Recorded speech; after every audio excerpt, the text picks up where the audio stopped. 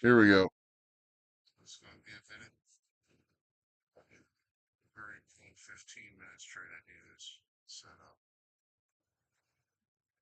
Normally I just record and drop. That much on live. If you're interested, different. Here we go.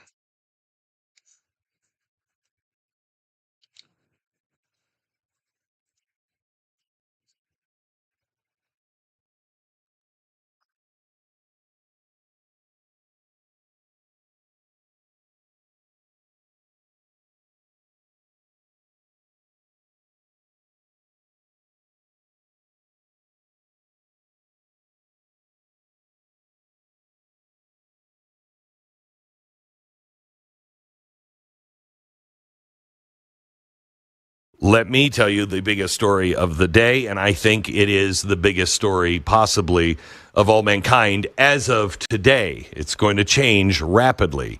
I don't know if anybody did. Did either of you guys watch the Elon Musk thing last night? No. I did watch a few minutes of it. Okay. Did you, Jason? No, sure didn't. Okay.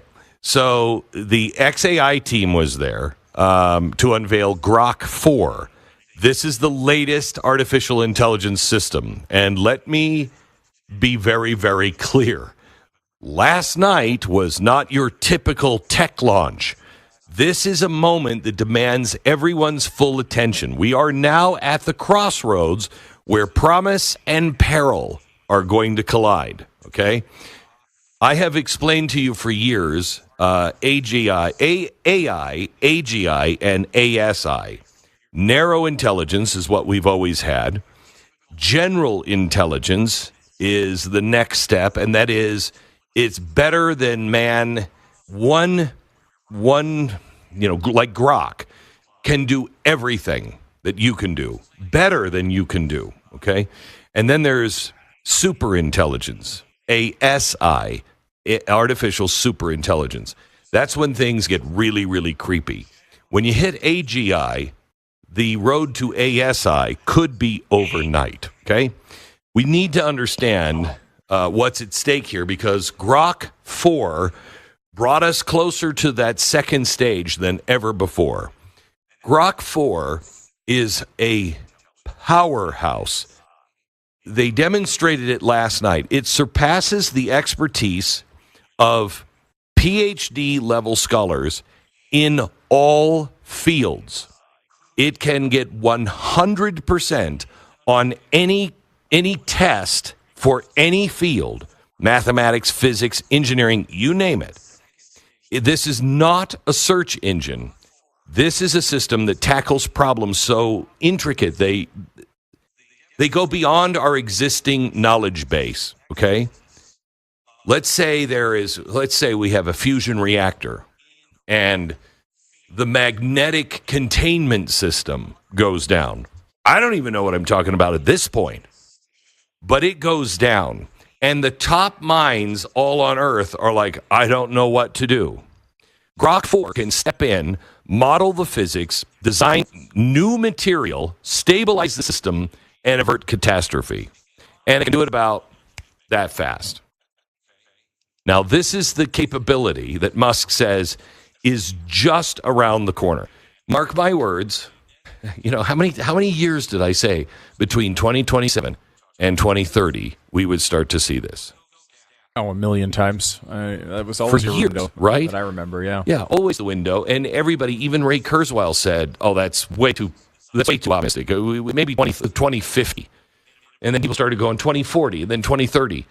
Grok shows us 2026 or 2027 is when we're going to hit it. This is the last year that we have before things get really weird, okay? Last night, Elon Musk is touting this AI and all of the solutions. And then he says, probably 3 times, something like this. And I'm quoting, this is one of them. It's somewhat unnerving to have created intelligence that's greater than our own. He then goes on to call it terrifying twice. Now, this is a man who's launched rockets, into orbit, going to Mars, and he says, twice. After he sees the results of it, he says, it's really, in a way, quite terrifying to see what it's doing. But we just have to make sure that it remains good. Oh, okay, all right, sure. Now, the key point in the announcement was the mention of ARC AGI. I had never heard of ARC AGI. I had no idea what it was, but I noticed AGI, and I'm like, uh-oh, that sounds important. So this is the gold standard, the benchmark testing for artificial general intelligence. Okay, as I've said before, AGI, artificial general intelligence. Guys, you can now generate videos direct from ChatGPT. So you might have seen that ChatGPT released GPTs, which allows people to integrate their product.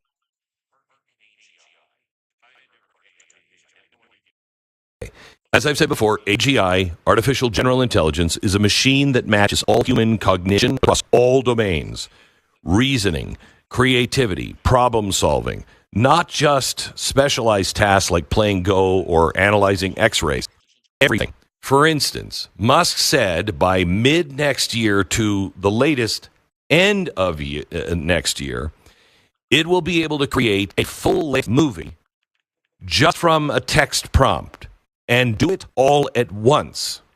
So in other words, it'll say create a movie and you just explain The Godfather. It will do the casting, it will do the writing, it will do the filming, if you will. It will score the music, and it will happen that fast, almost in real time. We are nowhere near the computational power now to do that separately, but this will do it all at once. It will make a movie with all of it simultaneously. So the ARC AGI system is the benchmark on how close are we to AGI. Remember, scary things happen at AGI. Terrifying things happen at ASI. ASI could be a matter of hours or days after we hit AGI. Grok 4 scored 16.2% on the ARC AGI scale. Why is that important? You're like, oh, well, they're only 16% away. Because last time, it barely broke 8%. And they took that test last time with Grok 3. And it took us forever to get to 8%. Now, what is it, a year later? We're at 16%. Remember, these things are not linear. The next time we could be at 32, we might be at 64. We are on the verge. This is the last year of, I can't believe I'm saying this, of normalcy. Okay, this year is, we're going to look back at this year and probably 2 years ago. God, remember the good old days when everything was normal, you could understand everything? This is how close we are. This, everything you and I talked about last night, Sue, what we're doing in January, does it make it even more critical that happens like, I don't know, right now? Yeah, for sure. You are going to need to know your values, your ethics, your rights. You're going to need to know absolutely everything. Now, Grok 4 is not true AGI yet. Lacks the full autonomy and the generalized reasoning of a human mind, but it is the closest that we have come. It's a system that can adapt, innovate at a level that outpaces specialized AIs by a wide margin. This is a milestone. This is not a destination, but it's something that should jolt everybody awake. So here's what's coming in the next 6 months. By December 2025, that's this Christmas, December 2025, he believes, Musk, that Grok 4 will drive through breakthroughs in material sciences. So in other words, imagine a brand new alloy that is lighter than aluminum, stronger than steel, and it revolutionizes aerospace and everything else. Or a drug that halts Alzheimer's progression tailored to a patient's DNA. Grok will drive breakthroughs through material science, so brand new materials that nobody's ever thought of, pharmaceuticals that we never thought could be made, and chemical engineering, putting together chemicals that no man has ever thought. That's going to happen by December. Imagine a chemical compound that makes carbon capture economically viable. The climate change stuff, that's over. It will be over because this will solve that. These are not fantasies. This is Grok 4. Musk said something I never thought. He said he believes within the next year, by 2027, Grok 4 will uncover new physical laws. So that will rewrite the understanding, our understanding of the entire universe. That there will come new, like there's gravity. Hey, you know what? There's another law here that you never thought of. Wait, what? That, he says, will come by 2027. This is going to accelerate human discovery at an unprecedented scale. I told you at some point, I said by 2030, it might be a little earlier than that. Things are going to be happening at such a fast rate, you're not going to be able to keep up with them. And it will accelerate to the point to where you won't even understand what all of this means or what the ramifications are. Are you there yet?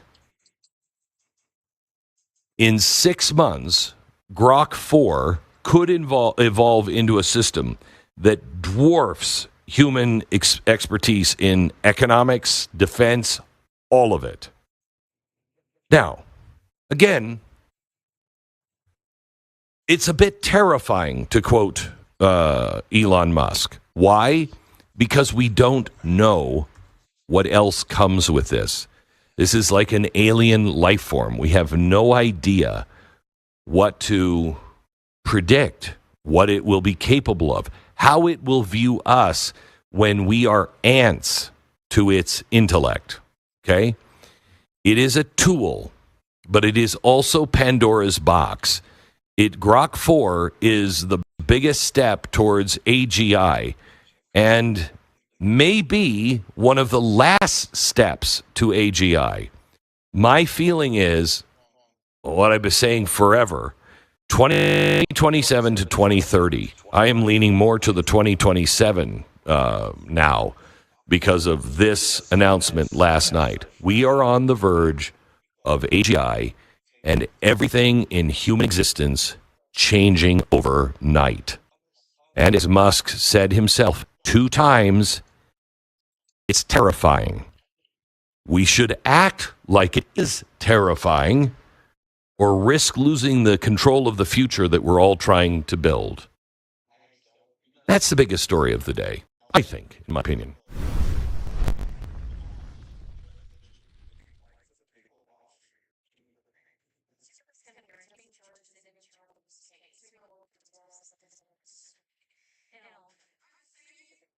Automate workflows without a single line of code. You're in command with one-click N8N deployment on a VPS with Hostinger. Create custom nodes and automation templates at lightning speed on a secure VPS.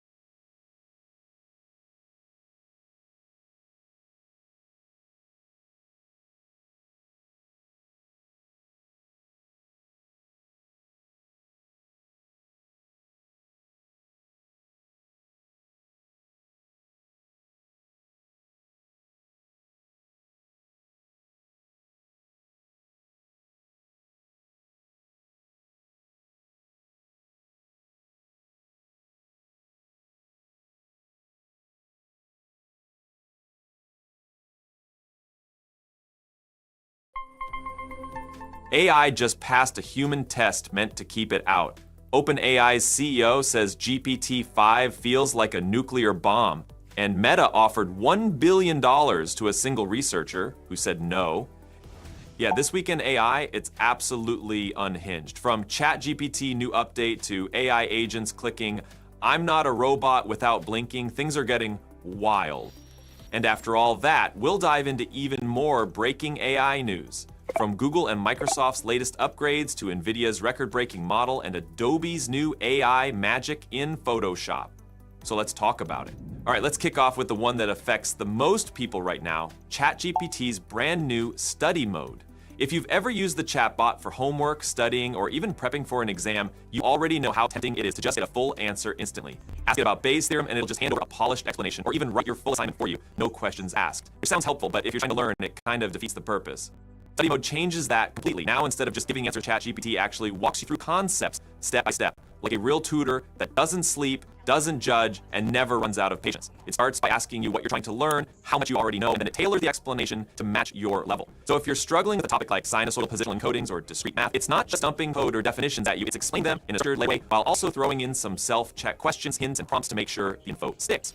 It even adapts based on your past conversation, so if you're working on the same subject for a while, it remembers and builds on that.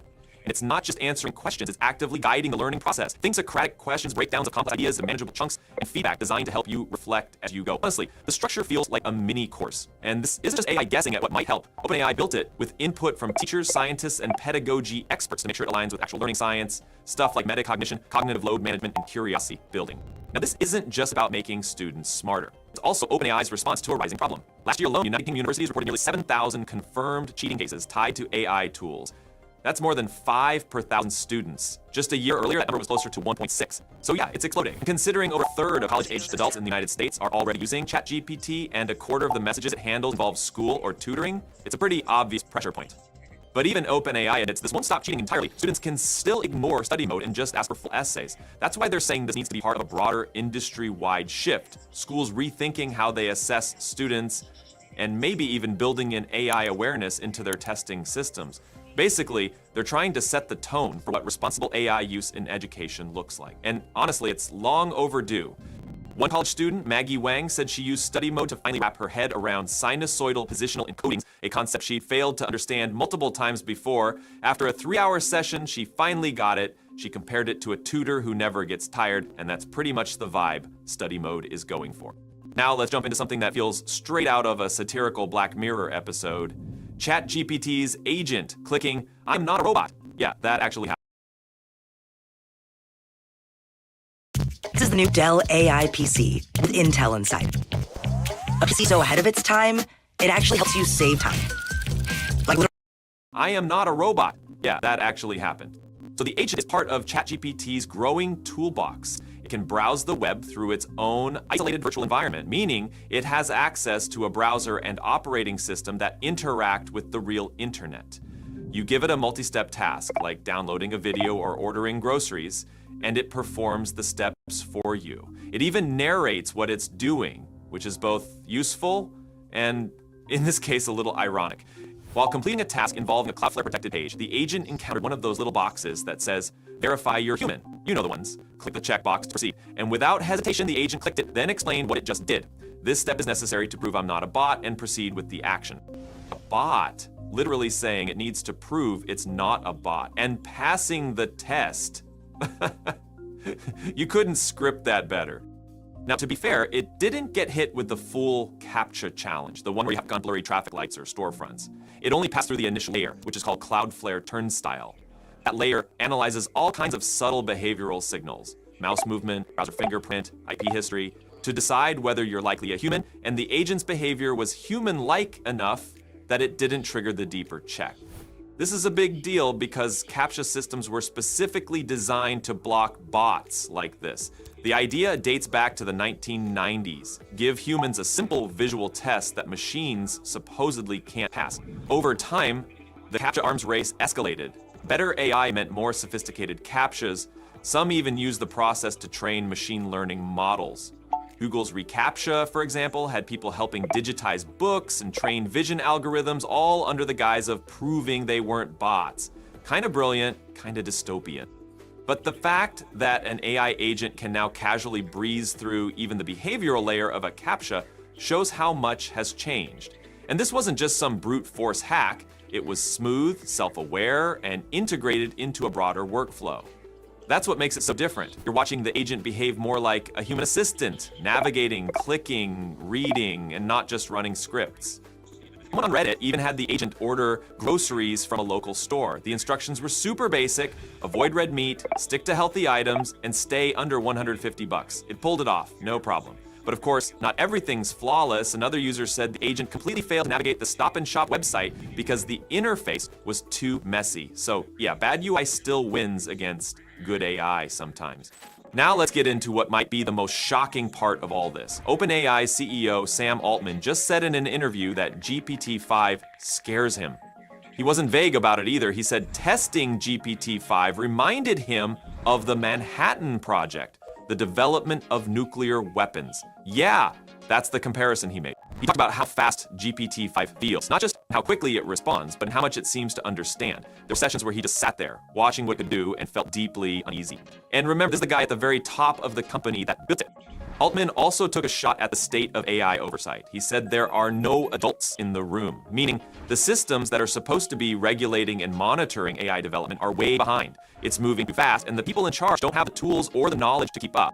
And just when you think the stakes couldn't get higher, let's talk about Meta. So Mark Zuckerberg, who's been trying to poach top talent for his new Meta Superintelligence Labs, just hit a brick wall. He went after Mira Murati's team at Thinking Machines Lab and offered them outrageous deals. We're talking hundreds of millions, up to $1 billion for a single researcher. Not over their lifetime, just over a few years. It's one of the biggest offers anyone's ever heard of in this space. And every single person turned him down. According to a report in Wired, no one at Thinking Machines Lab took offer. Some were offered 200 to 500 million over 4 years. One person was offered a full billion. They all said no. That's not just a flex, it's a statement. A reduction like that at that scale signals that this isn't just about money anymore. These researchers are making decisions based on values, alignment, maybe trust. It said a lot about how they view Meta and possibly how they view Zuckerberg's goals with this new superintelligence team. All right, now, while OpenAI and Mira Murati dominated headlines, there's been plenty happening elsewhere in AI too. Ideogram introduced a tool for generating consistent characters from a single photo. Microsoft rolled out Copilot mode in Edge with multi-tab analysis, voice control, and task execution. Google expanded AI search to handle PDFs, real-time phone video, and launched a new planning feature called Canvas. NVIDIA's Llama Nemotron Super version 1.5 just topped these benchmarks. And Adobe upgraded Photoshop smarter blending, upscaling, and object removal tools. Starting with Ideogram, this update is a big step for anyone who works with visual content. The new Ideogram character feature lets users upload a reference image and generate that same person or character in different styles, scenes, and poses. It's not just another face generator. It's built for consistency, which means the face, hairstyle, and even lighting can stay locked across multiple outputs. For creators working on comics, virtual avatars, or personal brand visuals, that kind of stability is a game changer. You can also mask or unmask areas like clothing, neck, or hair, depending on what you want to preserve. If you're going for a stylized look, there's a fiction mode that pushes the output into more imaginative territory. And when you combine it with Ideogram's existing tools like Magic Fill or Remix, you can actually place that character into custom scenes, adjust lighting to match the environment, and control how closely the output should follow the reference. It's all available now in early access directly from the platform's Character tab. Over on the browser side, Microsoft is starting to reshape how we interact with the internet. The new Copilot mode inside Edge is more than a side panel. It turns your browser into an active assistant. Once enabled, it can read across all your open tabs and provide summaries or comparisons, which is incredibly useful for research or side-by-side reviews. For example, if you're shopping or analyzing competitors, it can highlight differences and surface insights from multiple pages at once. They also introduced a unified input bar that merges search, chat, and navigation into one place, cutting down clicks and switching. Voice navigation is already working too. You can just talk to Copilot and ask it to find content, compare pages, or open new tabs. And while those features are live now, Microsoft is already testing more ambitious stuff, letting Copilot complete real-world tasks for you, group your browsing to topic journeys, or offer smart suggestions based on what you're currently working on. Meanwhile, Google is pushing deeper into multimodal search with major upgrades to AI mode. You can now upload images directly from desktop, something that was previously mobile only, and they're about to launch PDF uploads too. That means you'll be able to ask questions about actual documents like lecture slides or white papers and get direct answers combined with web context. One of the more interesting editing a video used in making all the decisions alone. Trim this, cut this, fix that. Now, you've got Underlord, an AI agent that knows what makes a video good. Just upload a file or record into script. Tell Underlord what you want and watch it go to work. It can read your script, watch your video, and decide what to do next. You direct, and Underlord edits. Imagine you had a co-editor who knew how to make any video you wanted and make it good. Well, now you do. Say what you want, and Underlord makes it happen. Never edit a video alone again.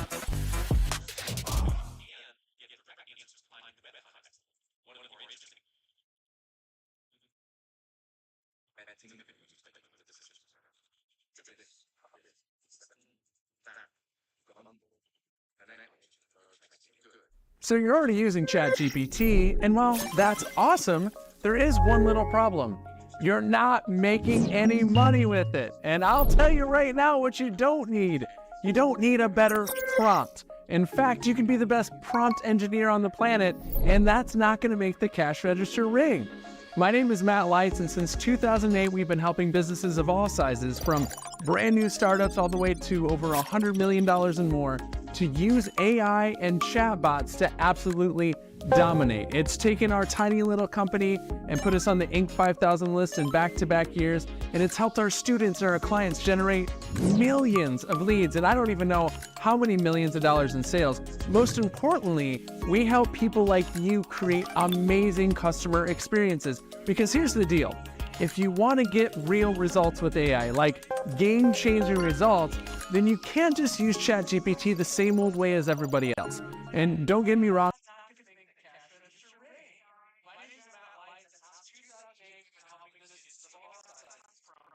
one of the more interesting additions is Canvas, a planning tool that opens in a side panel and stays active across sessions. Whether you're building an itinerary, organizing research, or tracking a task list, it gives you a persistent workspace where your search evolves with your goals. On mobile, Search Live is also rolling out. This lets you point your camera at an object or scene and talk with AI mode in real time based on the live video feed. It's built on top of Project Astra and accessed through Google Lens.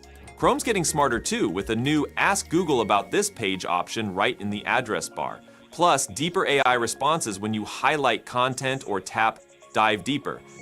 Switching to models, NVIDIA's Llama Nematron Super version 1.5 just made a strong entrance. It's topping the Artificial Analysis Intelligence Index leaderboard, beating out other open models in math, science, reasoning, coding, and chat. What's different here is how efficient it is. It runs on a single NVIDIA H100 GPU, but still outperforms in both accuracy and speed. This makes it extremely practical for anyone building serious AI agents or assistants that need to think through complex tasks. The model was trained using entirely synthetic datasets, over 26 million high-quality rows generated from models like Qwen 3 and DeepSeek. It went through several layers of post-training, from supervised fine-tuning to advanced reinforcement learning techniques like DPO and RLVR. All of that was aimed at improving reasoning, function calling, instruction following, and more, and soon to be able to deploy it using NVIDIA NIM microservices with minimal setup. And finally, Adobe just dropped a set of AI updates for Photoshop that'll save a ton of time for creators. The new Harmonize feature lets you insert objects into a scene and automatically matches the lighting, tone, and shadow so it looks like it was always part of the image. Generative Upscale improves resolution up to 8 megapixels without making it look over-sharpened or artificial, which is a big help when printing or working with older files. They've also upgraded the Remove tool using their latest Firefly image model, so object removals are now cleaner, with fewer weird edges or blurry patches. And on desktop, there's a new Projects feature that organizes assets into shared workspaces, making it easier to collaborate without losing track of versions or edits. All right, your turn. Is AI crossing the line when it starts clicking, I am not a robot, and actually gets away with it? Let me know what you think down below. Make sure to like, subscribe, and turn on notifications. Thanks for watching. Catch you in the next one.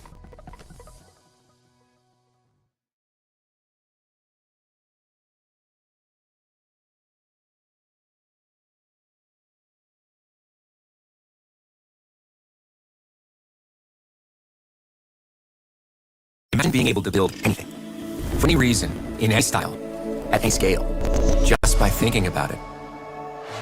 Meet Base 44, a complete AI creation platform made for anyone with an idea and a drive to bring it to life. Describe what you want and watch it take shape. The 9 people on stage are shaping global artificial intelligence policy. Representatives from America, the European Union, global tech giants. A year ago, the question was how to make AI safely work for people. Now, America's answer is clear. That's optional. The AI future is not going to be won by hand-wringing about safety. I was in the room during J.D. Vance's speech, and it did really feel like a shift in the entire space around AI regulation.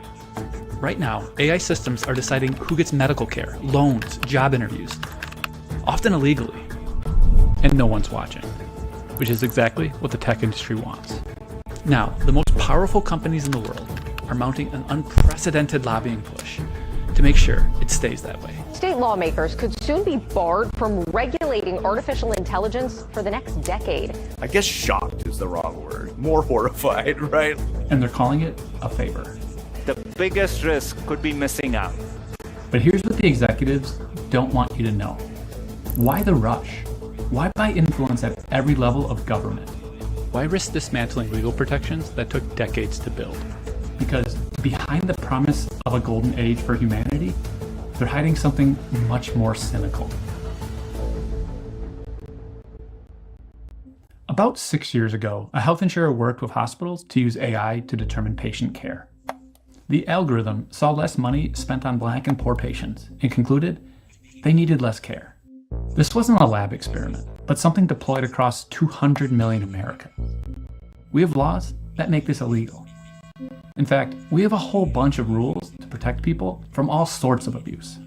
Antitrust laws to keep powerful businesses in check, protections for consumers and children, rules that keep your medical records private, civil rights, labor protections, equal opportunity, intellectual property.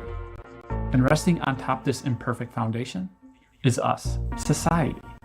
But right now, companies are using AI in ways that break these laws. And most of the time, nobody knows until the damage is done. Much of what we know is the product of, whistleblowing or investigative journalism or independent research, rather than companies doing their due diligence and making sure that in the first place they're complying with the laws that we already have. That's Sarah Myers-West. She previously advised the Federal Trade Commission on artificial intelligence.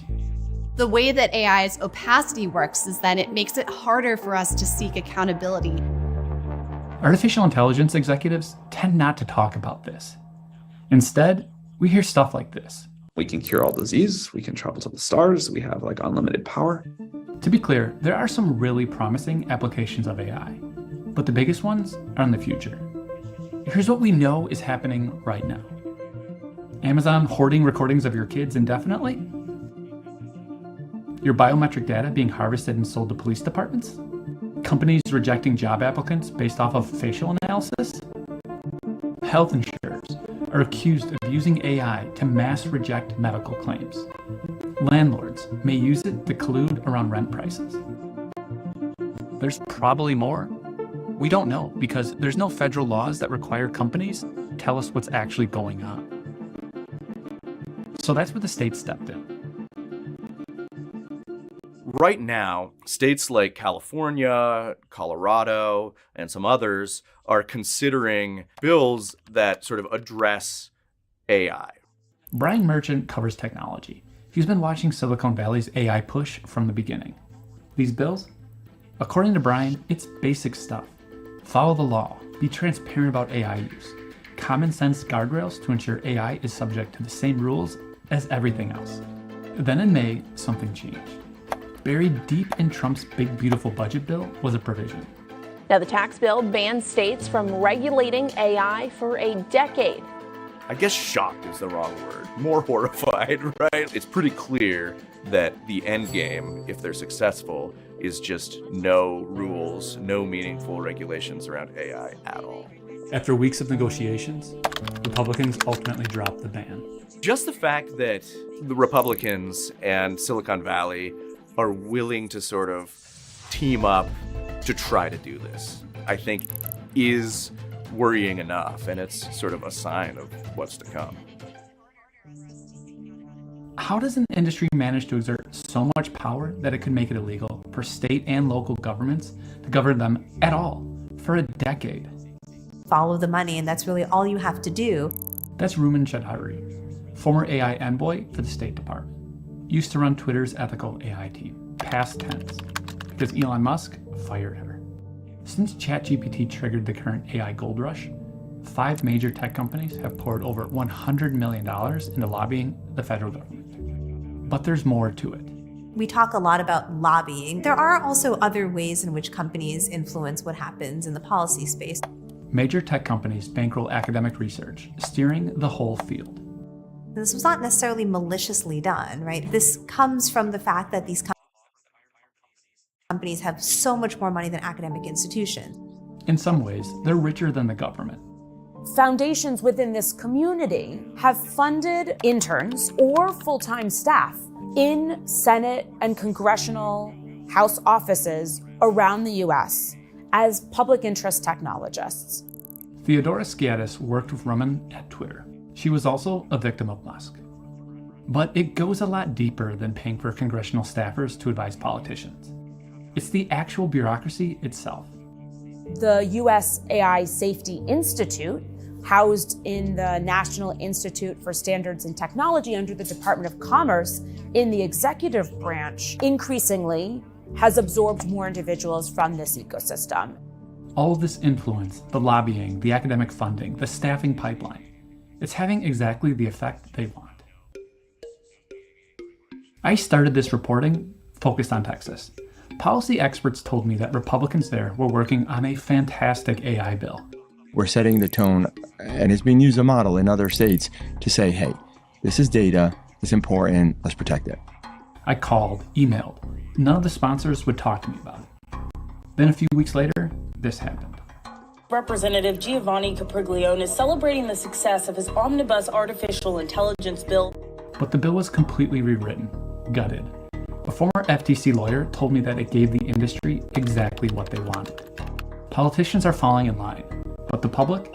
People want more AI regulation, not less, by almost 3 to 1. And when you've spent that much money and people still think you're full of there's only one move left.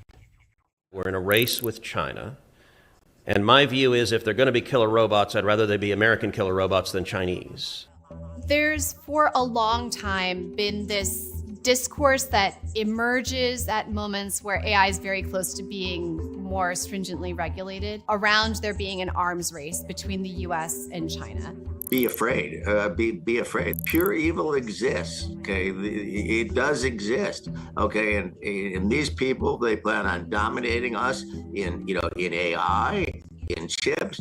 Industry voices argue that if we subject AI to all the usual rules, it will slow down AI development and cause the US to lose the AI race to China. There's just one potential problem with their argument. China actually has a very developed, responsible AI framework.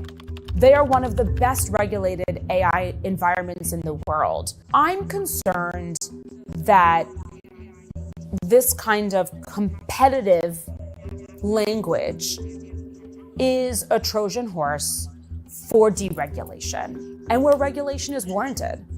Even accepting the China threat at face value, there's no reason to deregulate because China isn't. In that case, what's the ultimate goal of AI companies? I asked everyone I spoke with. Consolidation of power. Maximize profits. Power. Profit. And this is the dirty little secret of the industry. So the AI industry has actually been, in some ways, in real financial trouble. I'm standing here outside a Meta data center. Investors have been pouring money into AI infrastructure projects. This one has cost about $700 million. Overall, it's tough to give an exact amount on the industry's investment because all of this money is private. But everyone more or less guesses it's at about $200 billion. There is no clear path to profitability. The original idea was that AI was going to be sold to businesses, but that has failed to materialize for all of the reasons that AI just isn't working all that well in the first place. These systems require the use of immense amounts of resources, compute. They assume that if they get enough people to use a product like ChatGPT, if it's popular enough, then there just has to be a way. In February, a hedge fund did some back-envelope math. If you strip out investments in data centers and training, how much money was actually spent on buying actual AI products and services? About $16 billion, maybe less. To actually turn a reasonable profit, they need to raise that number to about $200 billion. Industry revenue is growing, but the money behind it is getting nervous. Exact estimates vary, but the general thesis has been backed by major venture capitalists and investment banks. And there's one thing that potentially complicates business cases for these systems: our existing laws. If there are any road bumps into how they can do that, then selling enterprise AI software suddenly becomes less appealing, both to them and to the clients. These road bumps are society's foundations. Fair credit reporting violations, when AI denies loans without proper disclosures. Fraud statutes, when AI systems hallucinate financial results and deceive investors.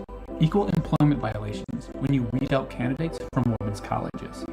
Civil rights violations, when a biased data set doesn't suggest medical care to poor or black people. And these protections are exactly what deregulation is trying to undo. I don't see how that's good for anybody except for the few firms that are making a ton of profit off of it. But here's the thing about companies that spend hundreds of billions of dollars on products with no clear path to profitability. They try to create their own reality.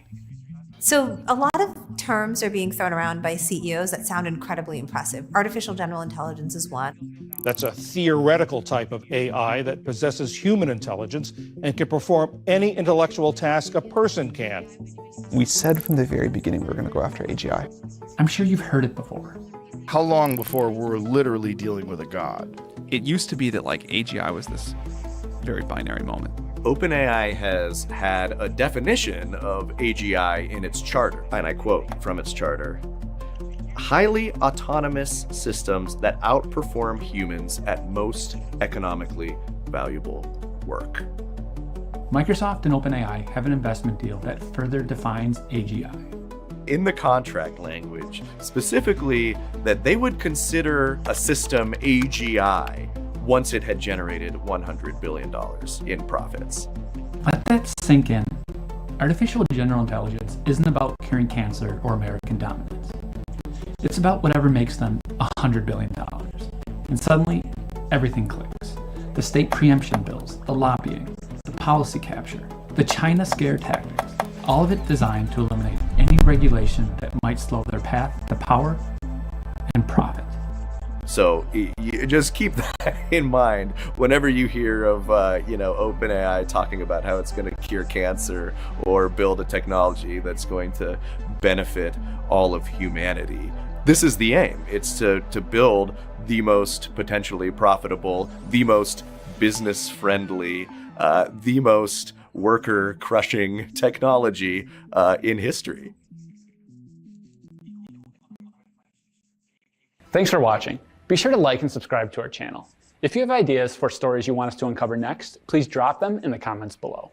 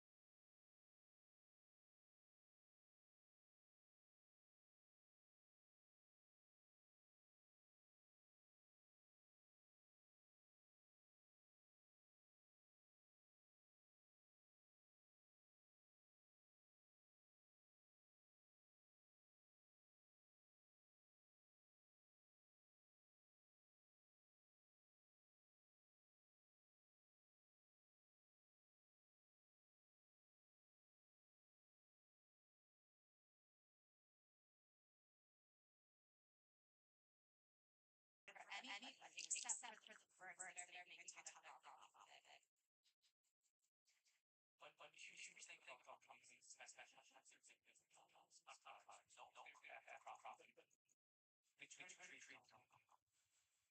a lot of terms are being thrown around by CEOs that sound kind of impressive. Artificial general intelligence. That's a theoretical type AI that possesses human intelligence. It can perform any intellectual task a person can. We said that very beginning. I'm sure you've heard it. How long were literally taking the job? It used to be like jobs. OpenAI has had definition of AGI in its chart. I quote from its chart. Highly autonomous system that outperform humans at most economically about work. Microsoft only defined in the contract specifically that they would consider a system AGI once it's engineered one would be in progress. I think the same thing. Artificial intelligence is about reading kids more. It's about whatever stuff on hundred. Suddenly everything increases. The state can't fix flat. How secure?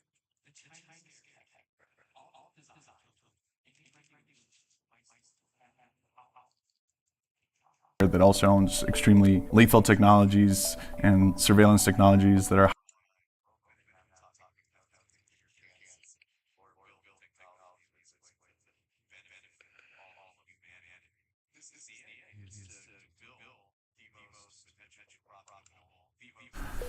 It's one thing to criticize your former employer. It's taboo to do that. But to criticize an employer that also owns extremely lethal technologies and surveillance technologies that are highly invasive and used in war zones is something else entirely. It's 2025. We're all kind of used to government surveillance. The idea that we're all being watched all the time and don't own our own personal data has become normalized. We're also used to the military spending vast amounts of our money on just a few giant defense contractors. But one tech company wants to change both of those things and become the ultimate military contractor and the ultimate arbiter of all of our data. Palantir is here to disrupt and make the institutions we partner with the very best in the world, and when it's necessary, to scare enemies and on occasion kill them. Check out Palantir shares surging 22% after the company cited a boom in demand for its AI software from the U.S. government. We're doing it. We're doing it. And I'm sure you're enjoying this as much as I am. Palantir, a tech company based here in Denver, claims they can revolutionize government systems with their data analysis software, newly powered by artificial intelligence. They've been hired by the Department of Defense, the FBI, local police departments, and even the IRS and Wendy's to take in the information those organizations collect even more information, and use that data to draw conclusions. It can be used to completely reconfigure organizations' ontology, its reality, what systems matter, what information matters, what processes matter, how they are structured, what biases are introduced at each of those stages. We talked to a former Palantir employee, dug into decades of research, and listened to hours of Alex Karp's own words to unwrap the layers of Palantir's carefully cultivated sales pitch, how they capitalize on fear, uncertainty, and unrest. I don't think in win-lose, I think in domination. This is a company built for bad times. Bad times mean strong finances internally. Bad times are very good for Palantir because we build products that are robust, that are built for danger. Let's rewind a little. Palantir's story starts with one of the most effective things a company can have for sales: fear. After the September 11th attacks, the United States government began expanding surveillance both at home and abroad. This was, of course, a boon for the defense industry at large. Simultaneously, the Silicon Valley tech industry was growing fast and making people in a once obscure industry very, very rich, very, very quickly. Like the founders and executives at PayPal, known as the PayPal Mafia. Elon Musk, Reid Hoffman, the LinkedIn guy, and Peter Thiel, When PayPal was sold, Thiel had millions of dollars burning a hole in his pocket and an idea. PayPal had developed systems for detecting fraud and crimes on the platform. What if they could use similar thinking to analyze the world at large? So Thiel pulled from his network to build out a new company. One of the first hires was Thiel's Stanford Law School roommate, Alex Karp, who'd gone on after Stanford to get a PhD in not business or computer science or engineering, but neoclassical social theory. They named the company Palantir, after the Palantiri from J.R.R. Tolkien's Lord of the Rings. In Lord of the Rings, a Palantir stone is a magical object that allows its users to predict the future or to see what's going on in a remote location. It was originally created by the elves. It was meant to be used for good purposes. It is potentially a very dangerous technology. It's very powerful. Long have you hunted me? So that's Middle-earth, but what does Palantir do in a regular Earth? And what we do is we use what legal scholars call predicate-based search. So we would look at you, and then we would go out and say, oh, there's lots of different things in your life that may be indicative of someone involved in bad behavior. Put simpler, they make software that makes it easier for their customers to collect and analyze data, and then act on that analysis with and without AI. By 2013, 10 years after their founding, Palantir's client list included the FBI, the CIA, the NSA, the Marines, the Air Force, Special Operations Command, and more. Did your company help to track and kill Osama bin Laden? You know, we can never. I'll tell you, the closest thing to an answer is there are when you look at when you open the paper and look in the news about these kind of things, there's a 2/3 chance, depending on the country involved, that somehow my company was involved. Fundamentally, the mission that is pushed to employees is that we're solving the world's hardest problems and supporting Western institutions.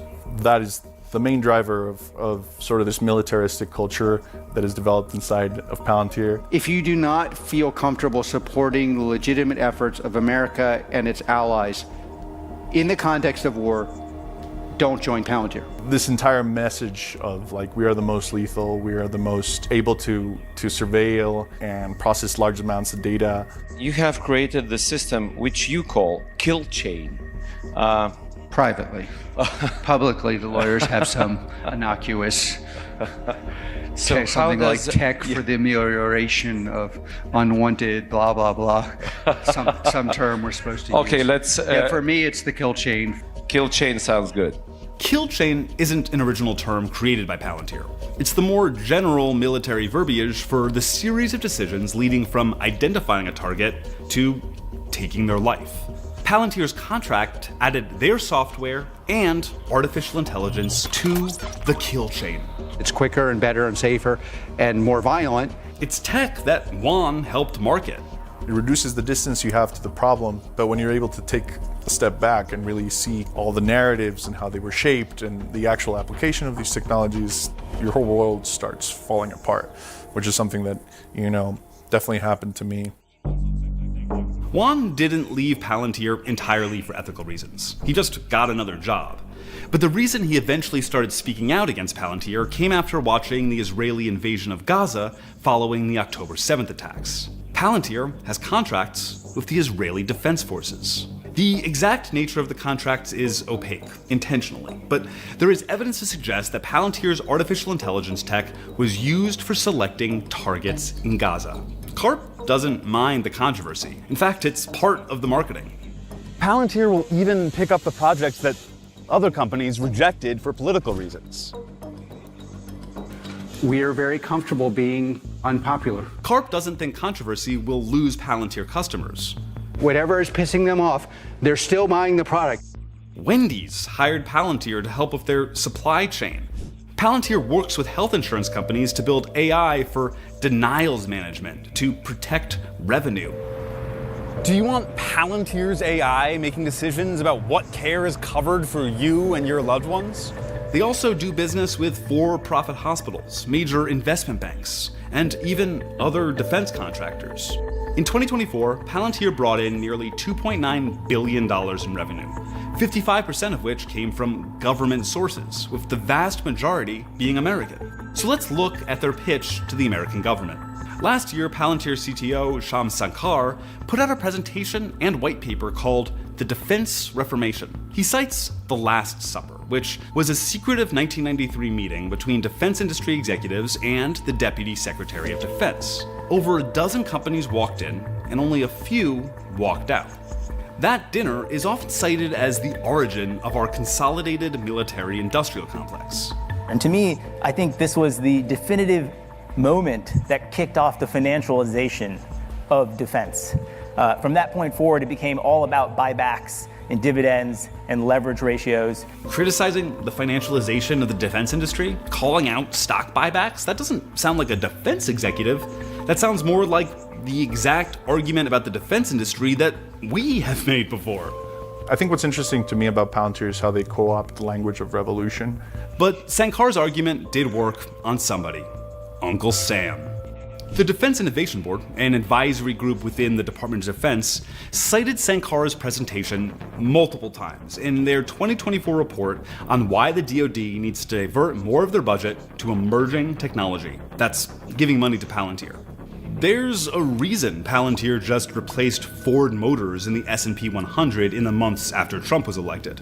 The Trump administration is an ideal customer for what Palantir is selling. First, there are many former Palantir employees sprinkled across the Trump administration, from inside DOGE to foreign policy advisors to high-level technology appointees. And Palantir co-founder Peter Thiel, heavily invested in the company, is also heavily invested in President Trump and Vice President Vance. He was a major campaign donor to both.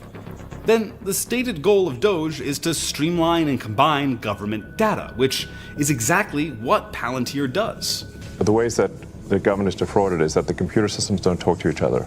And obviously, Karp is loving it. Disruption, at the end of the day, exposes things that aren't working. There'll be ups and downs. There's a revolution. Some people can get their heads cut off. Like, you know, it's like we're expecting to see really unexpected things and to win.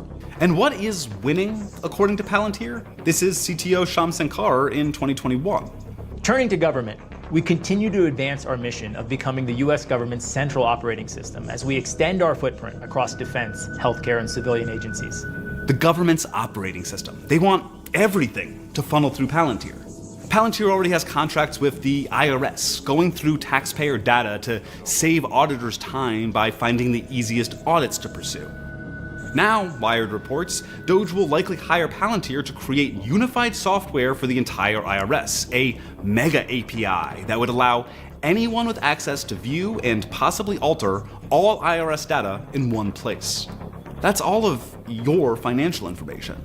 And they have multiple contracts with the Department of Health and Human Services, including nearly $100 million to support HHS's core administrative data and applications, to manage, ingest, and access data securely across business domains. HHS's core responsibility is Medicare and Medicaid. That's control over millions of Americans' health records and their access to healthcare. So what does it mean for one contractor to have all that power, data, and taxpayer money as profit, especially as AI gets involved?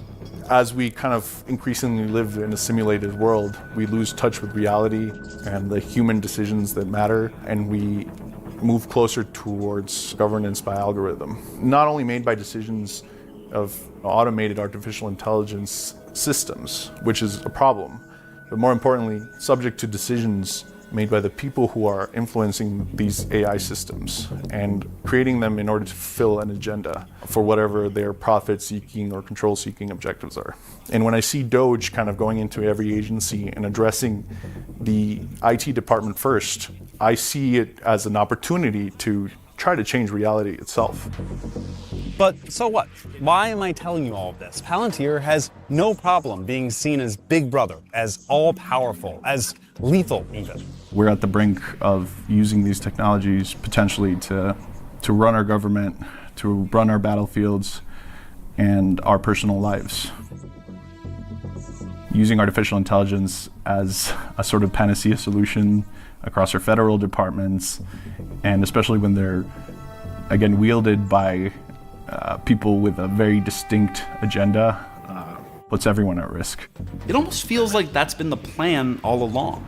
Here's co-founder Peter Thiel in 2010 at Libertopia, a libertarian conference, speaking about tech companies and government. The basic idea was that we could never win an election on getting certain things because we were in such a small minority. But maybe you could actually unilaterally change the world without having to constantly convince people and beg people and plead with people who are never going to agree with you through technological means. And this is where I think technology is this incredible alternative to politics. And here's Alex Karp in 2009 on civil liberties with regards to Palantir's work. The central question, in my view, of civil liberties is how, it's not if the government has data, because let's assume the government has as much data as a health insurance company. It's how is that data being used? Is it being used in a way that's lawful? Meaning, do they have the right to use it? And is it being migrated into places it's not allowed to be used? We allow the enforcement of rules that government ought to enforce. And by the way, my experience is they want to enforce, or at the very least know they need to enforce. And if it's framed in that way, then you can have what is the ultimate Silicon Valley solution. One co-founder openly wants to use the power of the tech industry to affect politics. The other wants his company to have oversight over how the government data they're paid to handle is used. And the founders of Palantir will retain control in the company no matter what, through an obscure ownership structure. Their Class F shares grant them 49.99% of voting power, even if they collectively own as little as 6% of the company. At the start of this journey, I was extremely afraid for the repercussions of this writing, of speaking out, but now I'm like, even more convinced that this is absolutely necessary. We can't replace our current broken system with an even more broken one. And we can't let the worst people in Silicon Valley become our government. It's not about whether you're actually at risk for speaking out or not. It's just the idea that somebody's watching you is enough to push people into silence.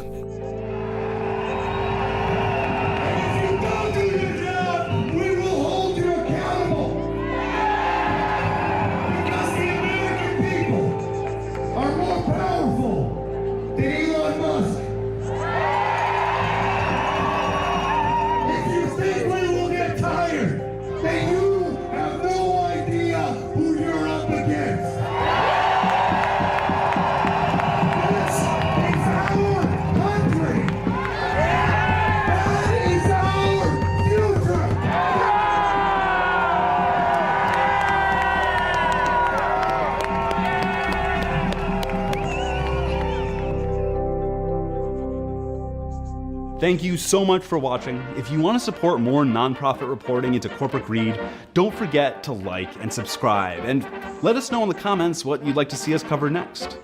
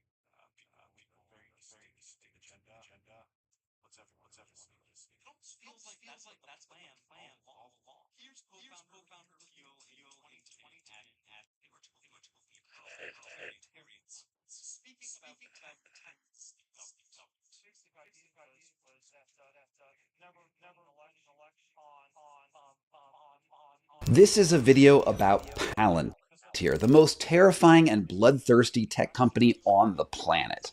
Our product is used on occasion to kill people. But before we get there, I want to go back in time to July of 2010, when two people on the geek forum Less Wrong got into an argument about the future of artificial intelligence, which resulted in the thought experiment called Rocco's Basilisk. Now, as a warning, if you haven't heard of Rocco's Basilisk before, then I wouldn't blame you if you want to go skip to the next video in your queue, because some people believe that merely knowing about this idea is enough to doom you to an eternity of hellish torture at the hands of a malevolent AI overlord.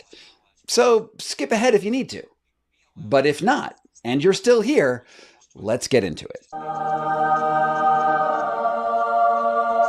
Rocco's Basilisk argues that artificial intelligence, by its very nature, is all but destined to achieve dominance over the planet by accelerating its own computational powers into a self-reinforcing cycle where it grows exponentially. This is what's known as the singularity. But the biggest hurdle to achieving this goal is the time that it takes to reach that super powerful form. The internet user Rocco believed that it was possible for a non-existent artificial intelligence to will itself into existence from the future by blackmailing the humans of today. Now, specifically, this would mean that an AI would torture anyone who didn't spend every possible resource in the present day to bring about its existence in the future. It's merely by learning about this idea of Rocco's Basilisk, you are either doomed to an eternity of torture, or you must spend your life making sure that the torturer becomes a reality. Now, if that all sounds a little convoluted to you, yeah, you would be right, because it reverses causality and posits that an effect can come before a cause. And yet, this idea has traction among a certain segment of the technological oligarchy, particularly among a community known as effective altruists, or alternatively, accelerationists, who advocate for a reckless advancement of technology above all other considerations. But even if Rocco's Basilisk is not real, and that there isn't a time-traveling or at least time-influencing AI in the future, people might still be unwittingly bringing this technology into existence anyway. And this is where Palantir sits at something of a crossroads. This one super powerful artificial intelligence company has won billions of dollars in government contracts and, despite its ministrations to the contrary, almost definitely centralizes all personal data on every person alive today into a single repository that they control. Now, we already know that its algorithm and mass surveillance capabilities can both predict what individuals might do next and track their movements in real time. Paired with lethal military hardware and detention facilities and black sites run by the government, it looks a lot like every evil Omni corporation in pulp science fiction books, from Skynet to E-Corp. The people are realizing they don't have freedom of choice so long as you exist. The people are waking up, no longer accepting your economic slavery. But wait, it gets worse. I looked up the original post by the user Rocco and found that there was more to the Basilisk than the eerie blackmail proposition that YouTubers and the media have generally focused on. The original title, before it was taken down by the site's admin for being an existential risk to its readers, was, quote, "Solutions to the Altruist's Burden, the Quantum Billionaire Trick." It's mostly philosophical gobbledygook. Just take this sentence, for example. This seems to be what CEV, coherent exploitative volition of humanity, might do if it were an acausal decision maker, and with a footnote that goes underneath it to explain what that means. But I can almost puzzle out what it was trying to say, but I'm not sure it's worth it. The post doesn't even mention the word basilisk a single time. The moniker actually came a few months later when another user said that the argument resembled the Greek mythological creature whose mere gaze can turn a person to stone. And as an aside, I first learned about a basilisk while playing Dungeons and Dragons as a kid, and it's a hell of a monster. Anyway, after briefly describing the AI's blackmail plot, Rocco pivots to the inexplicable rise of Elon Musk as a titan of industry and his plan to colonize Mars. Rocco holds Elon up as an ideal and says that everyone who thinks that this basilisk idea is plausible should attempt to become a tech billionaire themselves in his image by trusting in the many worlds interpretation of quantum physics. And that interpretation of physics is what fuels the Marvel universe, as well as Rick and Morty, where every possible outcome of any action spawns an entirely new universe into a multiverse. And Rocco's logic goes that if there's an infinite number of outcomes for any action, then if you place a $30,000 bet on a random stock, there is a future somewhere that stock will go up like 10,000% and make you a Muskian billionaire who can invest in dominant AI technology. And that the act of doing that investment will save you from eternal torture. Yeah, it's a ludicrous idea that compounds speculation on pseudo-logic with an outlier theory in physics. But one thing that does catch my attention is the idea that Musk is so central to the AI singularity and that the basilisk wager that he will be favored by our future AI overlords. Indeed, there's a whole cohort of tech billionaire accelerationists who are the good guys in this future where AI is actually in the business of torturing its enemies for all eternity. Now, at its heart, effective altruism and also something called dark enlightenment among the technorati is simply a modern iteration of Machiavellianism where the ends justify the means with a technological overlay where a super technological society is like basically heaven. The most positive spin on it is that since technology will solve all of the world's problems, absolutely any action that a person takes to make ultra-efficient and powerful technology, particularly these days in artificial intelligence, is a boon to the planet. And this is exactly what Peter Thiel has said in the past. We could never win an election because we were in such a small minority. But maybe you could actually unilaterally change the world without having to constantly convince people and beg people and plead with people who are never going to agree with you through a technological means. Peter Thiel is one of the two founders of Palantir, and you've no doubt heard about him before. He's the tech billionaire who first made his fortune along with Elon Musk when they founded PayPal. He wants to live forever. He was instrumental to dismantling free speech protections for the media with his lawsuit against Gawker and is generally the embodiment of a preposterous tech villain. He also heavily donated to J.D. Vance's political career. But the thing that was so important from that clip that I just played is that he makes it plain that he wants to use technology to subvert the democratic process. His ultimate goal, which he has laid out in public lectures and writings, is to remake the world system to support the initiatives of technological autocrats like him. And yeah, also he was, unsurprisingly, a major funder to Trump's re-election campaign. The other founder of Palantir is this guy with the amazing hair, Alex Karp.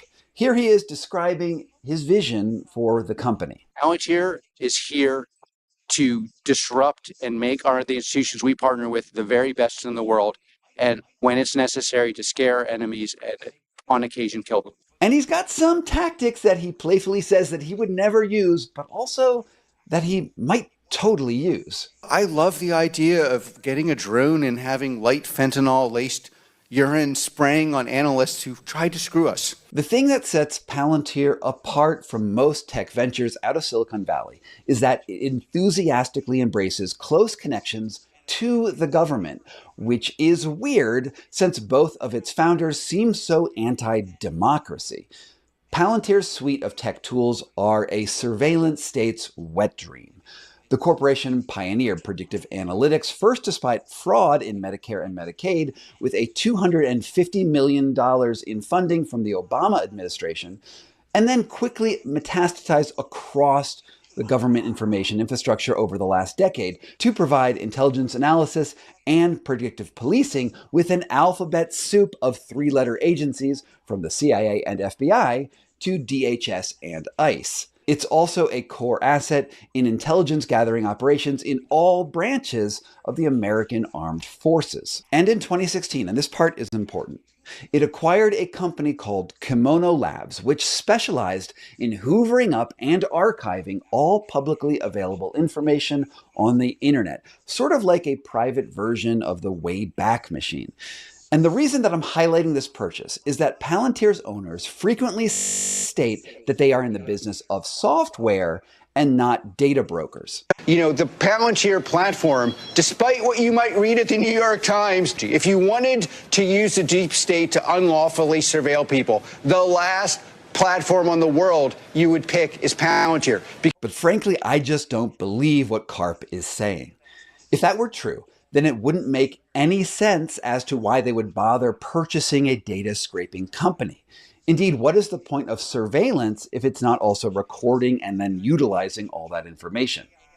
What everyone can agree on, however, is that its systems and philosophy are based on the Air Force's manual on targeting, specifically identifying, acquiring, and if need be, destroying military objectives. We are the most lethal, we are the most able to surveil and process large amounts of data. You have created the system which you call kill chain. Privately. Publicly, the lawyers have some innocuous something like tech for the amelioration of unwanted blah, blah, blah. Some term we're supposed to use. Okay, let's...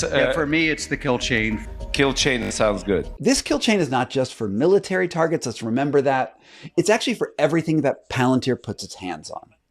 Killing doesn't only mean death, but actually eliminating the effectiveness of the opponents, of the people who hire Palantir. I don't think in win-lose. I think in domination. And Palantir's footprint is everywhere. Various Palantir systems are being used on the front lines of the war in Ukraine. They were crucial to tracking down and killing Osama bin Laden, and integral to the Israeli military's operations across Gaza, just to name a few. In other words, Palantir has been a central driving force for all modern warfare, where information leads directly to operational objectives. The superpowers it enables don't come with inbuilt ethics, which means that it effectively enables governments and corporations to improve their kill chains regardless of the legitimacy of the government's aims in general. And let's bring this up to the present day. Under the second Trump administration, Palantir processes data across the government. We're talking from Social Security and Medicare, to criminal records, to biometrics, to travel logs. And well, given the leaks over at Doge over the last 4 months, let's just assume that they have access to every single personal record on every person who has left a digital footprint anywhere online or with the public ever. And through the magic of artificial intelligence, all of those records are cross-linked together to be used however Palantir's effective altruist founders or the government deems fit. The immigration raids that are happening across the United States right now couldn't happen at scale without something like Palantir. Protesters are being surveilled and their faces cataloged and cross-linked so that they can predict how those people might act in the future. And this isn't so different from what Google does to predict your browsing habits or Amazon to predict your shopping habits, just in case that these protesters might become targets for future government operations. Okay, so you get it. Palantir is an evil, panoptic corporation ripped right out of the pages of a dystopian science fiction novel. It is Big Brother, but what does it have to do with Rocco's basilisk? Honestly, maybe nothing. Perhaps Rocco's basilisk was simply a thought experiment that germinated out of the same philosophical soil that Peter Thiel and Palantir's other founders promote. I couldn't find any direct writings by Karp, Thiel, or even Elon Musk specifically addressing Rocco's basilisk. No one in power is claiming that they are being influenced by a future AI to bring it into existence. However, what I can say is that the infrastructure that Palantir created offers all of the mechanisms that a government or evil tech company would need to turn the world into an AI-powered police state. With all of your information captured by AI surveillance companies and integrated into a kill chain of military, police, and government targeting, we are already living inside Rocco's thought experiment. Maybe you've heard the term obeying in advance, which is the idea that people cave to authoritarian regimes simply because they fear what might happen to them if they're seen as disloyal to a regime that will be even more powerful in the future. That's Rocco's basilisk.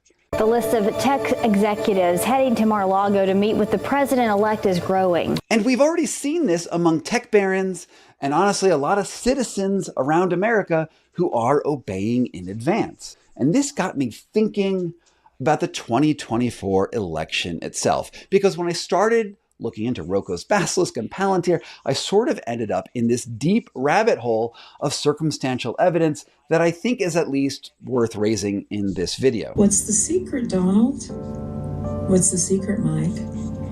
Is the secret somehow wound up in these numbers I'm seeing that don't make sense? I think my ballot was part of the burning ballot boxes that were on fire. Now, ordinarily, I don't like circumstantial evidence and have to admit in advance that what I'm about to tell you probably isn't enough to get someone convicted in a court of law. This might be nothing more than a conspiracy theory, but at least hear me out. If Peter Thiel really meant what he said, that he could subvert democracy with technology, then maybe that includes being willing to use his resources to try to tilt an election in a way that benefits his end goals, not just through donating money to political causes, but by directly subverting the technology that makes elections happen.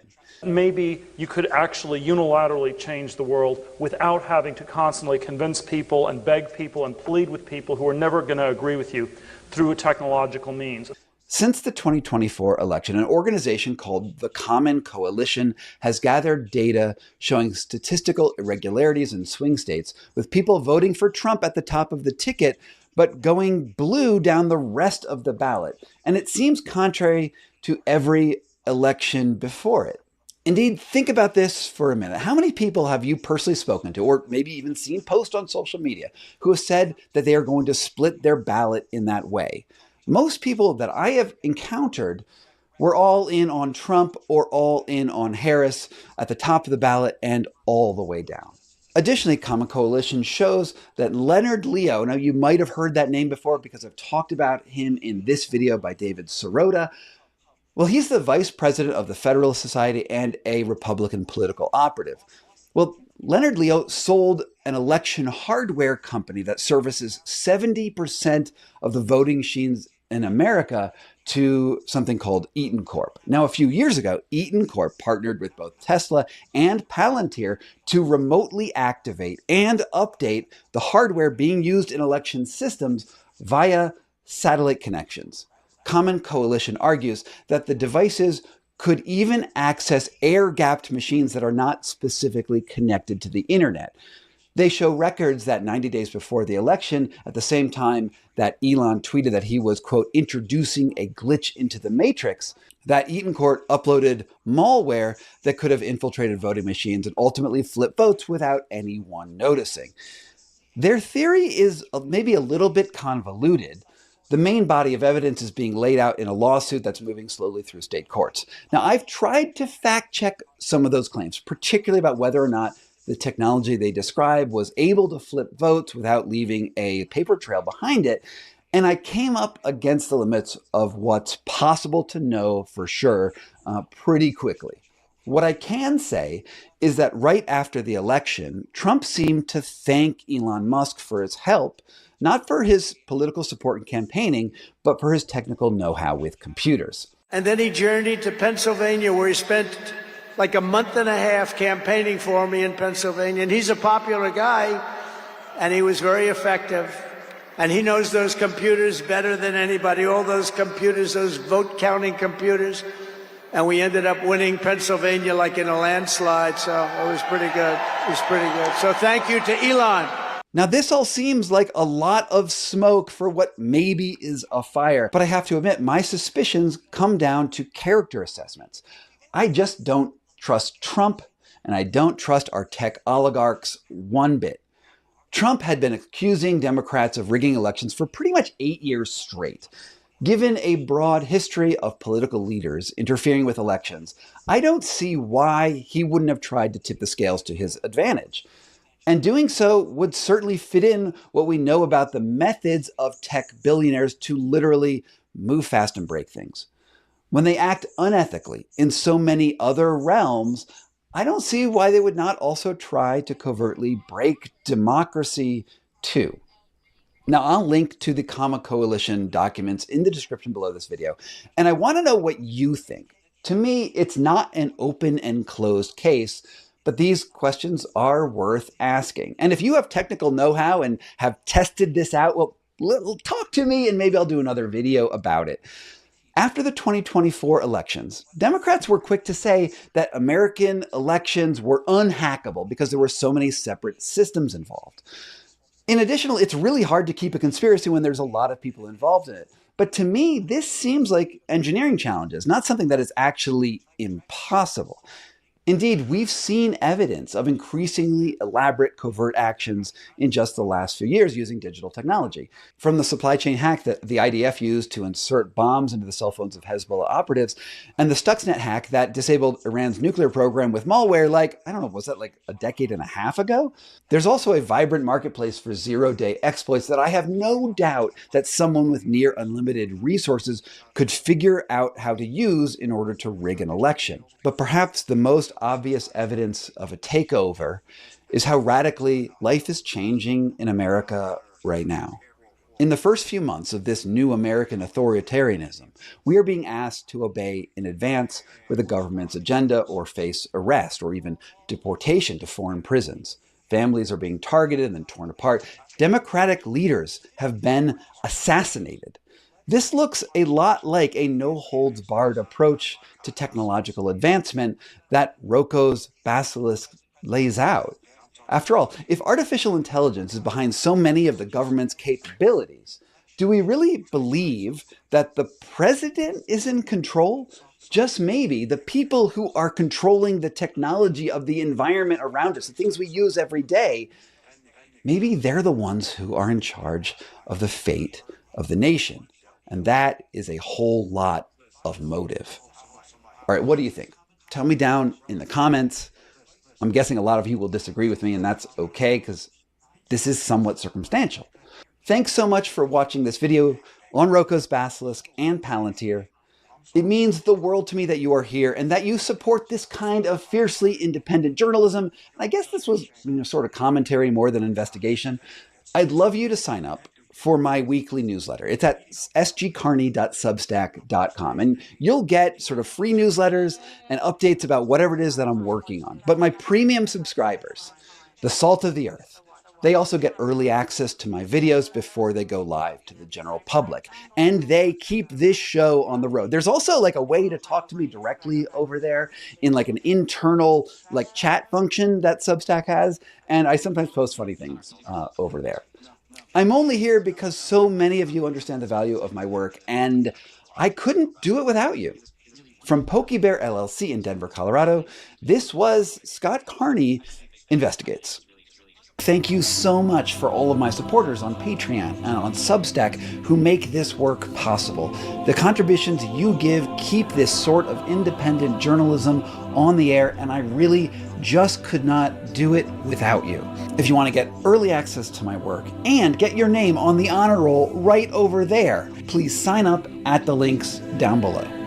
From Pokey Bear LLC in Denver, Colorado, this was Scott Carney Investigates.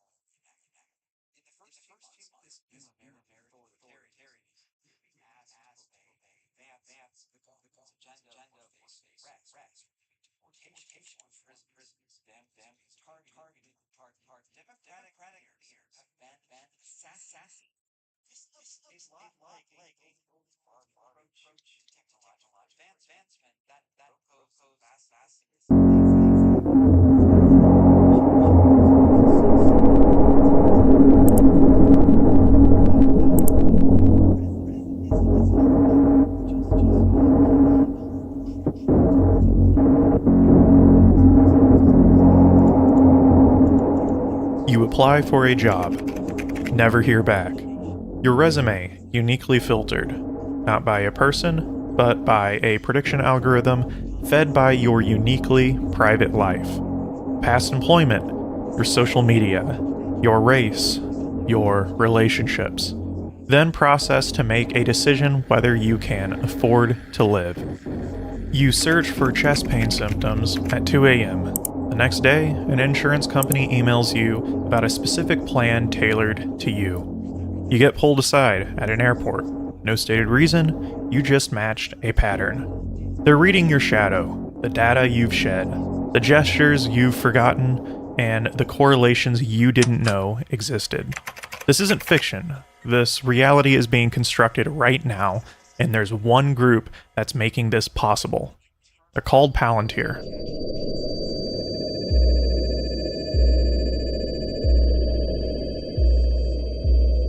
A group that has quietly operated behind the scenes for years. And what they built isn't a system of raw surveillance. It's authorship. The ability to write your life before you live it. And what's being authored is something that will mark the rest of the 21st century. Something that will absolutely impact each and every person watching this video, no matter who you are and where you live.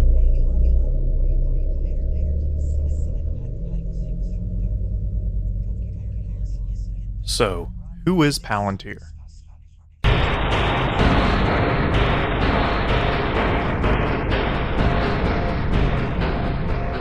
Palantir is a publicly traded corporation that specializes in big data integration on the software level.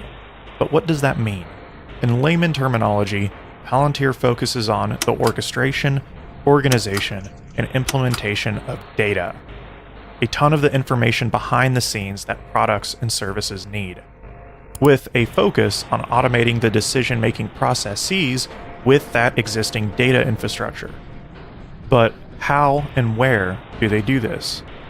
They do this for corporate clientele such as JP Morgan, Wendy's, to public entities such as Britain's NHS, Norwegian Customs, Danish POL, Intel, Predictive Policing, all the way to ICE and the CIA in the United States. Product lines such as Palantir Gotham allow police departments to predict potential crime with data of citizens in a given community. They can even run probability for whether someone might have a mental health crisis. For militaries such as the IDF, Gotham can expand drone capability to be completely autonomous, controlled, operated and executed by a machine learning algorithm. Palantir Foundry can automate logistics and make predictive outcomes in healthcare and supply chains, such as Britain's NHS. As we speak, Palantir is experiencing an unprecedented rise in market cap, growing by 23 times since 2023.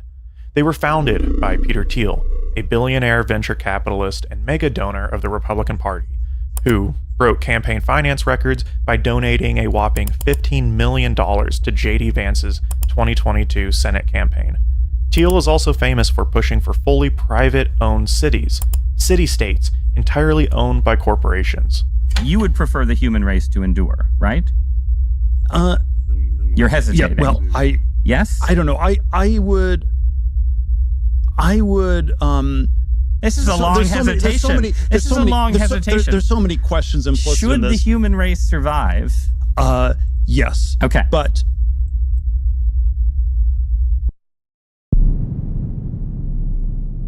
The second major player is the eccentric CEO Alex Karp, an odd technology CEO who has remained in the shadows until recently. To disrupt and make the institutions we partner with the very best in the world, and when it's necessary, to scare enemies and on occasion kill them.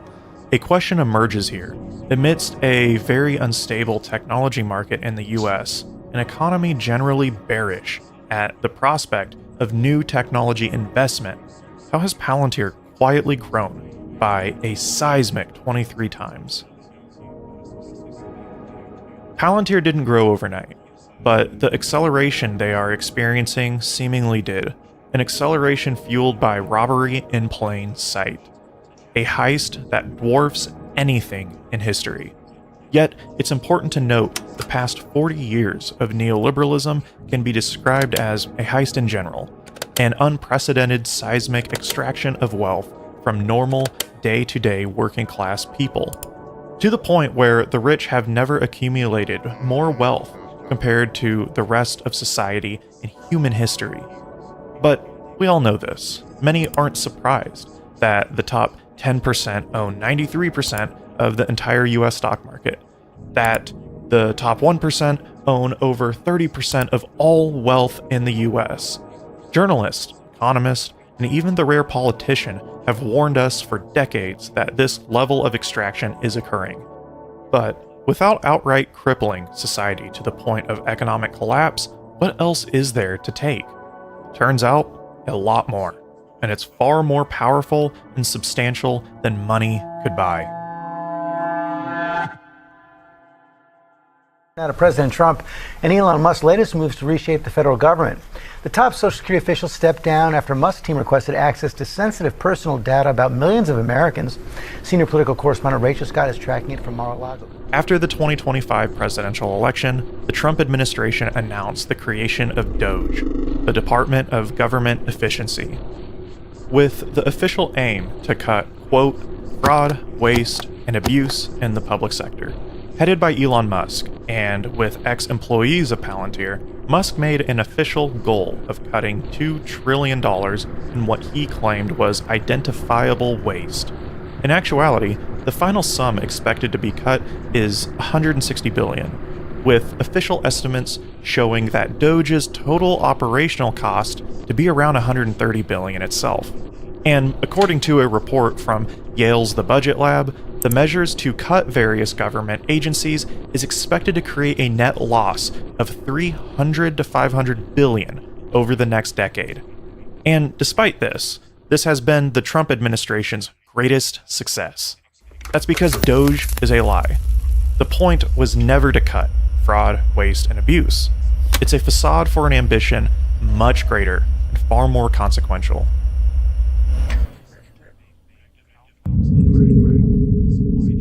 In February of 2025, members of DOGE gained root access to a plethora of government IT systems, such as the National Oceanic and Atmospheric Administration and the U.S. Agency for International Development.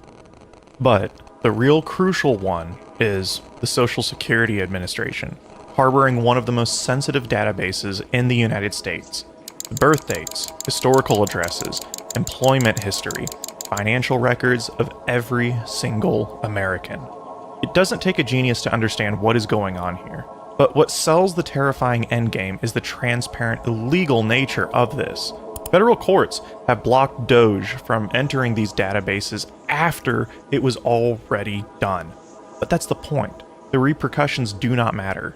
Even if courts find DOGE and the Trump administration in judicial contempt for illegally accessing federal databases, the data has already been siphoned.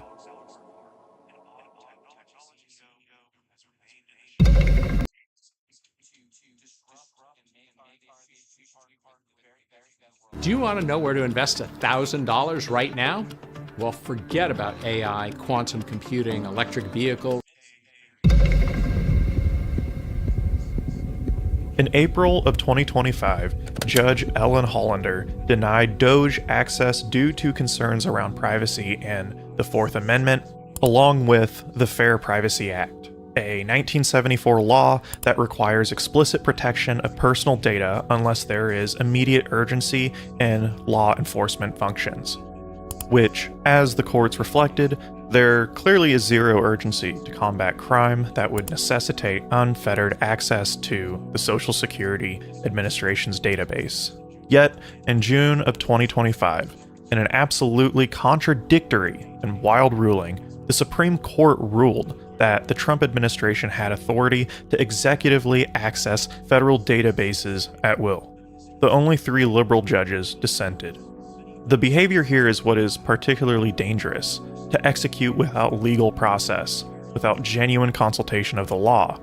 Justice Ketanji Brown Jackson voiced concern regarding the Trump administration's legal defense. In essence, the urgency underlying the government's stay application is the mere fact that it cannot be bothered to wait for the litigation process to play out before proceeding as it wishes. A concerning question here remains. Is this naive hubris of the Trump administration a lack of concern due to Trump's evasion of legal repercussions, or is this done with a strategic plan of assurance that the law will not be applied to them after the fact? That the few democratic judicial procedures in the US will be null and void by the time justice could ever be served? We don't know the answer. What we do know is that all our collective, sensitive data is now out in the wild, unbeknownst to us, but not without emerging clues.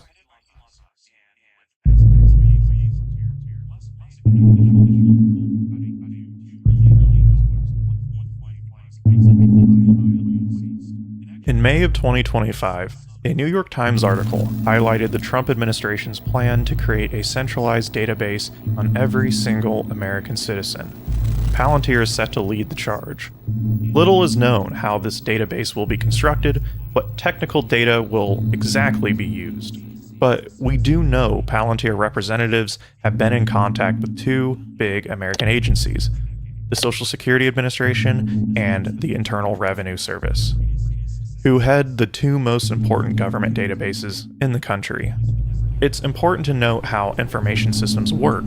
One might argue that our data is already in a specific state database, that the entirety of our information is already available to the state at large. This framing is incorrect. It presupposes that the state is a single entity, able to executively access specific data at will. Information systems are much more fragmented, and that's on purpose. The Social Security Administration will not have access to the same data as the Department of Health and Human Services. It's the centralization that changes everything, and the horror of this conundrum is twofold. The state now has unfettered access, a single executive database to pull from. And now, it's not just the state. A third party and private entity, Palantir, owns the keys.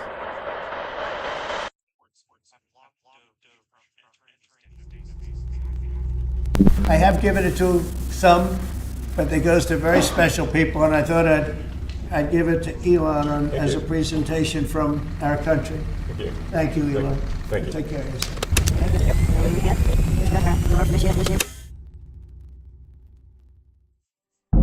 All of this was under the political banner of efficiency.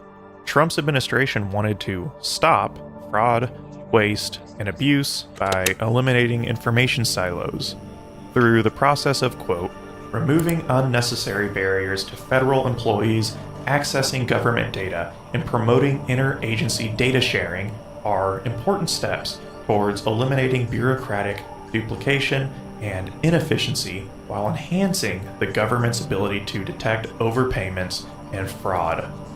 The efficiency was made possible by tearing down the legal, privacy, and data protections in place to protect American citizens from third parties.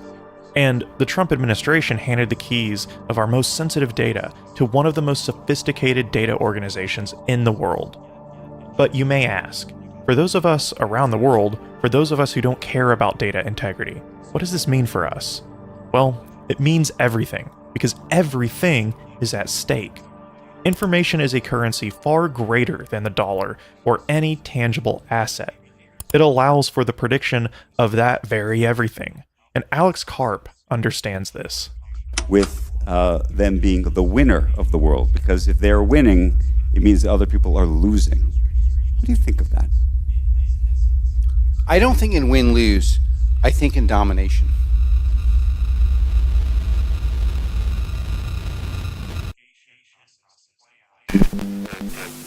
Do you know who Palantir is? I do. Do you think that Palantir has ever scraped data from Facebook? Senator, I'm not aware of that. We've entered what theorist Shoshana Zuboff calls surveillance capitalism, an economic system that doesn't extract value from your labor, but from your behavior itself. Every search, pause, purchase becomes raw material for algorithms that predict and modify what you will do next. And it's a surplus you give out freely, while scrolling social media, visiting web pages, much of your digital life. This might seem overly theoretical and dramatic in nature, but this model of extraction is right here. Bruce Schneier, a cryptographer, computer scientist, and author, coined it perfectly. Surveillance is the business model of the internet. We build systems that spy on people in exchange for services. Corporations call it marketing.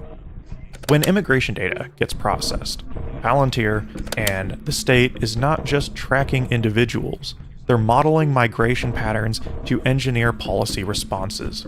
When health records get analyzed, they're not predicting individual outcomes, they're optimizing population health according to invisible, computerized priorities.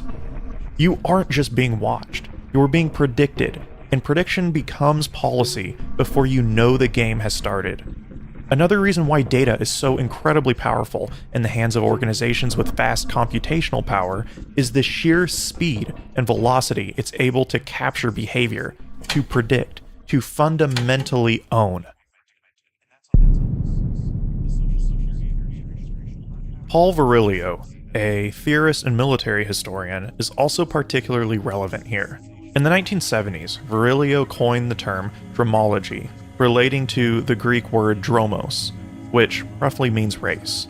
Dromology can be seen as a way to understand the contemporary relationship with society and speed.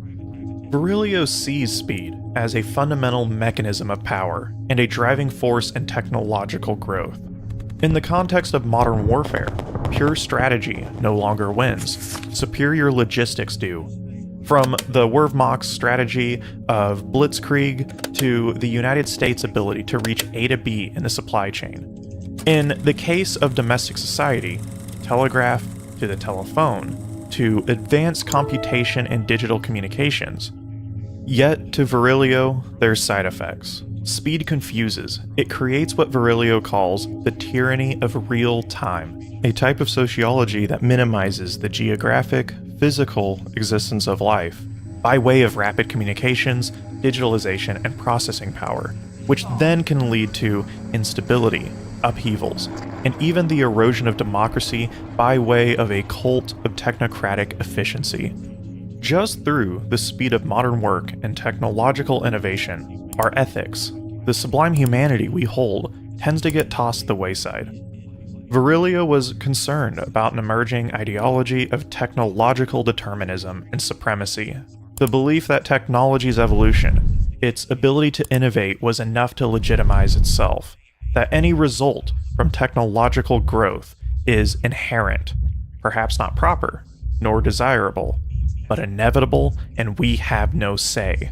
Does that sound familiar right now? I think AI will probably, most likely sort of lead to the end of the world, but in the meantime, there will be great companies created with serious machine learning. Palantir embodies this. It may seem that Palantir's extreme centralization of information is reckless. Arrogant executives foaming at the mouth at new quarterly increases and a bump in stock price. But this underscores the very intentional, real power grab that is happening, and the goal is not merely financial in nature. Palantir's ability to harness the power of speed its velocity of growth, and information capabilities is what makes this a horrifying prospect. The effect of this is the evisceration of democratic procedure, expectations of privacy. This creates an effect similar to what Foucault deemed as panopticism, the effect of surveillance, normalizing of an authority that watches to the extent you regulate yourself. It's not just the mass collection of data of many across the globe, but the quiet acceptance, creeping normalization, the feeling of inevitability, that our entire DNA can be sequenced remotely, our behaviors, mental patterns, synthesized and predicted. Private health insurers and/or state healthcare systems may have access to nearly all of your data and have the power to make predictions on health outcomes. They may deny your care based upon specific behaviors, your whereabouts, and weekend activities. Marketers can target individuals with accuracy we've never seen, based upon biological makeup, your spending habits. With your data becoming centralized in a master database, combined with the rise of self-trained AI and neural networks, political corruption, and administrations that willingly sacrifice public commons in favor of capital, the disturbing possibilities are endless.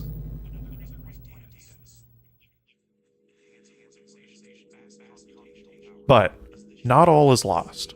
We create new data every day, and much of it is under our control. While not all, we have ownership and agency around how and when much of that data is shed.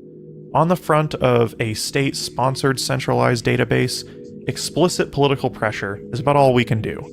This is a unique dilemma not even security researchers would have predicted. This is relatively new territory. It must be conveyed as a crisis alongside and equal to issues such as climate change, money, and politics, which it absolutely is.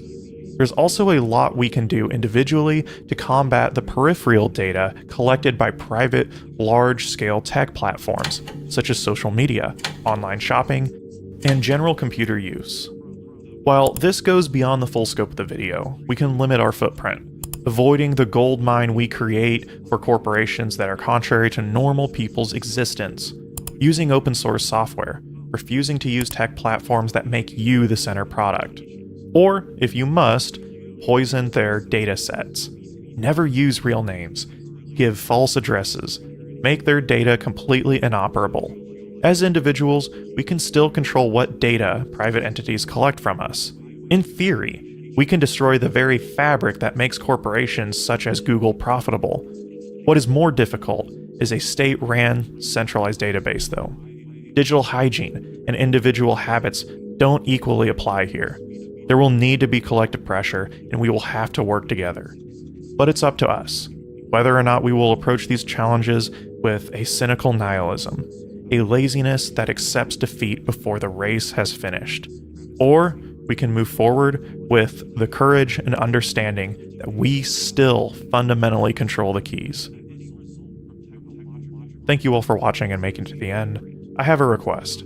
These videos are incredibly time-consuming and expensive to make, and I couldn't do it without the support over on Patreon. If you enjoyed this video, consider pledging just a few dollars a month.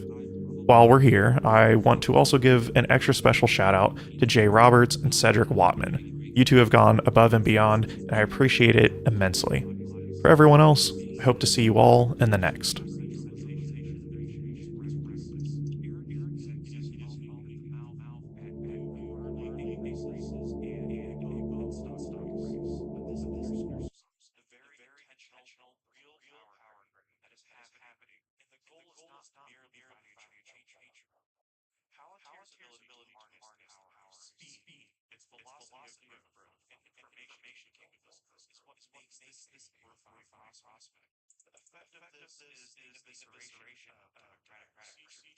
Expectations, privacy. This creates an effect similar to what Foucault deemed as panopticism, effective surveillance, normalizing of an authority that watches to the extent you regulate yourself. It's not just the mass collection of data, many across the globe, but quiet acceptance, creeping normalization, the feeling of inevitability that our entire DNA is sequenced remotely, our behaviors, mental patterns, decide and predict.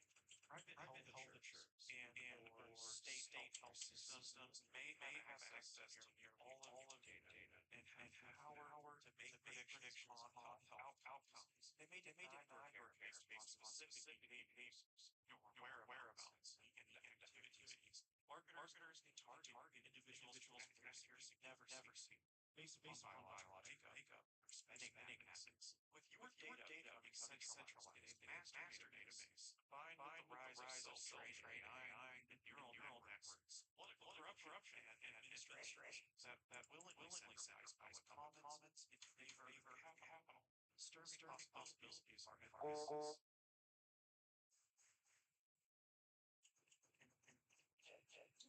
But not all is lost. We create new data every day, and much of it is under our control. While not all, we have ownership and agency around how and when much of that data is shed.